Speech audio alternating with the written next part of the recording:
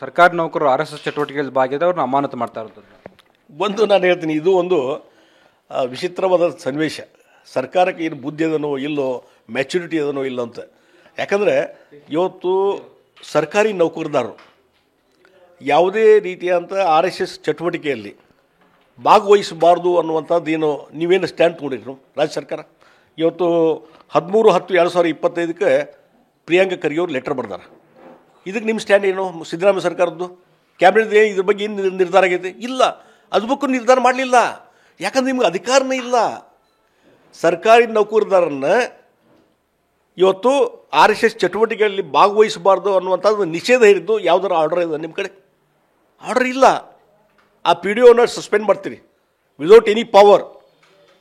ಸಂವಿಧಾನಬದ್ಧವಾಗಿ ನಿಮ್ಮ ಹಕ್ಕ ಇಲ್ಲ, ಆದರೆ ಅವನ್ನ PDOನ ಸಸ್ಪೆಂಡ್ ಮಾಡ್ತೀರಿ. ದೊಡ್ಡ ತಪ್ಪನ್ನು ಮಾಡ್ತಾಯಿದ್ದೀರಿ ನೀವು.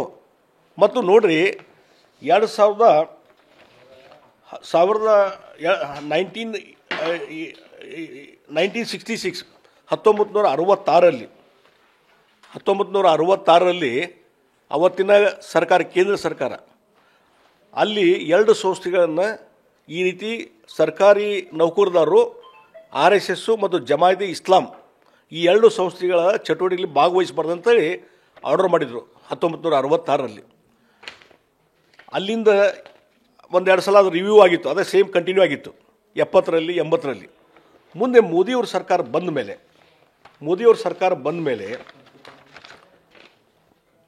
9th July 2024 ಅಲ್ಲೇನು ಮಾಡ್ತಾರೆ, ಇಲ್ಲಿ ಅದನ್ನು ಓದಿಬಿಡ್ತೀನಿ. Participation of the government servants in the activities of the RSS regarding the undersigned is directed to refer to the OM so and so dated 30/11/1966 and so 70 and 80. The aforesaid instructions have been reviewed and it has been decided to remove the mention of Rashtriya Swayamsevak Sangha from the impugned OMs dated 30/11/66. RSS ತೆಗೆದುಬಿಟ್ರು. ತೆಗೆದ ಮೇಲೆ ಈಗ free, they are free government servants, they have to free to participate in the RSS activities. ಕೇಂದ್ರ ಸರ್ಕಾರ ನಿರ್ಧಾರ ಮಾಡಿದೆ. ಮಾಡಿದ ಮೇಲೆ ನಿಮ್ದೇನು ರೀ, ನಿಮ್ದು ಗಂಟು ಹೋಗ್ತಿ? ಹಾಗಾದ್ರೆ ಈಗ ಕೇಂದ್ರ ಸರ್ಕಾರದ ಅಧಿಕಾರಿ ಇರೋದು ಅವರಿಗೆ. ಯಾವುದೇ ಸಂಘಟನೆ ನಿಷೇಧ ಮಾಡೋದು, ಯಾವುದೇ ಸಂಘಟನೆಯಲ್ಲಿ ಭಾಗವಹಿಸಬಾರ್ದಂಥ ನಿಷೇಧ ಹೇಳೋದು ಎಲ್ಲ ಅಧಿಕಾರಿ ಇರೋದು ಕೇಂದ್ರ ಸರ್ಕಾರಕ್ಕೆ. ಅದನ್ನು ಬಿಟ್ಟು ಅವರು ಈಗ RSS ಹೆಸರೇ ಇಲ್ಲ ಅಂತಂದಮೇಲೆ, ನಿಷೇಧ ಇಲ್ಲ ಅಂತಂದಮೇಲೆ ನಿಮಗೆ ರಾಜ್ಯ ಸರ್ಕಾರಕ್ಕೆ ಏನು ಅಧಿಕಾರಿ ಅದ ರೀ? ಈಗ ಪ್ರಿಯಾಂಕ ಖರ್ಗೆ ಅವರು 2ನೇ ಸಲ ಏನು ಲೆಟರ್ ಬರ್ದಾರಲ್ಲ, ಅದ್ರ ಮೇಲೆ ನಿಮ್ಮ ಸ್ಟ್ಯಾಂಡ್ ಏನು ಇಂದ ಹೇಳಬೇಕು ಸಿದ್ದರಾಮಯ್ಯನವರು.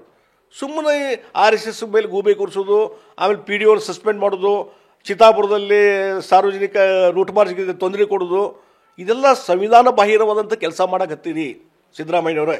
ಇದು ನಿಮಗೆ ಒಳ್ಳೆಯದಾಗೋದಿಲ್ಲ, ನಿಮ್ಮ ಕಾಂಗ್ರೆಸ್ ಸರ್ಕಾರಕ್ಕೆ ಒಳ್ಳೆಯದಾಗೋದಿಲ್ಲ.